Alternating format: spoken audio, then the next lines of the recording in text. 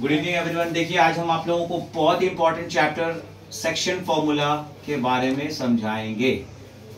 ये section formula क्या होता है गाइस? ये सेक्शन फॉर्मूला जो होता है it's a part of the coordinate geometry. आपका आईएससी में 3 चैप्टर्स है। एक है रिफ्लेक्शन, दूसरा जो आप लोग करने जा रहे हैं अभी क्या सेक्शन फॉर्मूला, और तीसरा हम आप लोगों को इन फ्यूचर सिखाएंगे equation of a straight line.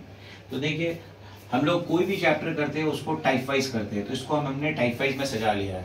ठीक है, टाइप वाइज में सजाने के बाद देखिए आपका टाइप 1 का क्वेश्चन आया इस तरीके से। अगर आप आईसी में 5 to 10 टाइप्स का सेक्शन फॉर्मूला का आपको बता देंगे तो the thing will be what happen कि आप लोगों को उसी 1 to 10 के बीच में ही क्वेश्चंस आपका आराम से आ जाएगा।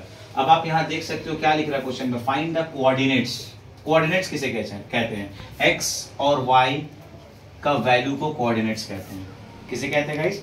एक्स और वाई का वैल्यू को कोऑर्डिनेट्स कहते हैं। Coordinates of the point P which divides the line segment joining A3, -3, B2, -7 in the ratio 2:3। तो आप क्या करोगे, एक स्ट्रेट लाइन बनाते हैं हम लोग यहाँ पर, ठीक है।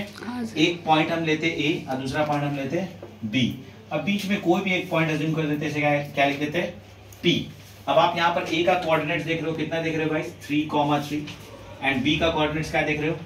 2, -7। आपको क्या निकालना है? Coordinates of the point P। तो हम लोग coordinates of the point P को XY अजम्पशन कर देते हैं, ठीक है।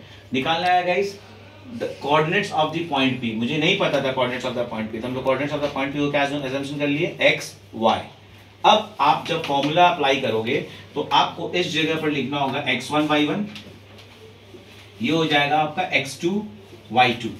तो आपको सेक्शन फॉर्मूला में अगर कोऑर्डिनेट्स निकालना हो और वो इंटरनली किसी रेशियो में डिवाइड होता हो तो फॉर्मूला क्या होता है? आप x कोऑर्डिनेट ऑफ P भी लिख सकते हैं और उसको शॉर्ट में आप Px भी लिख सकते हैं। This stands for x coordinate of P। याद रखिएगा इसको क्या कहते हैं? x coordinate of P।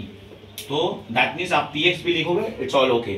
So the formula is mx2 plus nx1 upon m plus n। ये आपका formula mx2 plus nx1 upon m plus n। जब आप px निकालोगे, px stands for x coordinate of p। अब आप उनको बता सकते हो what is the value of m which divides in the ratio. Ratio क्या दिया होगा? 2:3।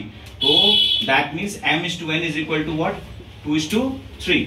तो आप देख रहे हो आपका रेशियो इधर पर क्या है? 2m है, तो आप m की जगह यहाँ पर 2 डाल सकते हो। Then x2 is given. What is my x2? 2 है, तो 2 into 2 कर देंगे। What is the sign here? Plus what is the value of n? n is what? 3। तो हमने यहां लिख दिया 3 इंटू x1। x1 मेरा क्या है? -3। जब भी कभी भी माइनस आएगा guys, right in the bracket so that कभी आपका कैलकुलेशन में मिस्टेक नहीं होगा। फिर m plus n, m plus n का आपका क्या है? 2 + 3। सो इससे मल्टीप्लाई करते हैं 4, 3 3 is 9, प्लस माइनस 9 हो जाएगा and then this will be 5। So the answer will be -5/5। Then the answer will be -1। यानी कि आपका x कोऑर्डिनेट ऑफ p कितना निकला? -1। इसी तरीके से आप फिर क्या निकालिएगा? y coordinate of p। तो y कोऑर्डिनेट ऑफ p अगर हम लोग डालेंगे तो हम फॉर्मूला क्या लिखेंगे guys? my2 plus ny1 upon m plus n। अब आप हमको बताओ m क्या है आपका? बोलो 2। What is y2? That is -7। This is -7। What is my n? n हमारा है 3। And what is my y1? This is also 3।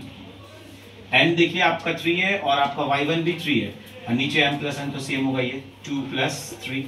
Then it will be -14। फिर प्लस 3 3 is 9/5। तो इसे अब फिर हम माइनस करते हैं तो -9/5/5। Then the answer will be -1। तो दैट मीन्स हम लोगों का रिक्वायर्ड कोऑर्डिनेट्स क्या निकला जो हम लोगों को निकालना था। हेंस द रिक्वायर्ड कोऑर्डिनेट्स मेरा क्या आया ऑफ P जो मुझे चाहिए is xy which is -1, -1. So this is the right answer which you all will have to make out. Understand? आपको इसी तरीके से हम आईसी का बहुत सारा क्वेश्चंस 1 by 1 आप लोगों को थ्रू वीडियोस देते चले जाएंगे और आप लोगों को ऑल एट अ टाइम बस चैनल पे बने रहना है और कंटिन्यूअसली देखते रहना है ताकि सारा टाइप्स आपका क्लियर हो जाए और आपका एससी एग्जाम्स और बेहतर जाए। So till then you all will have to wait for the second type that I will come with very soon then with the sums then. Okay, bye, thank you very much.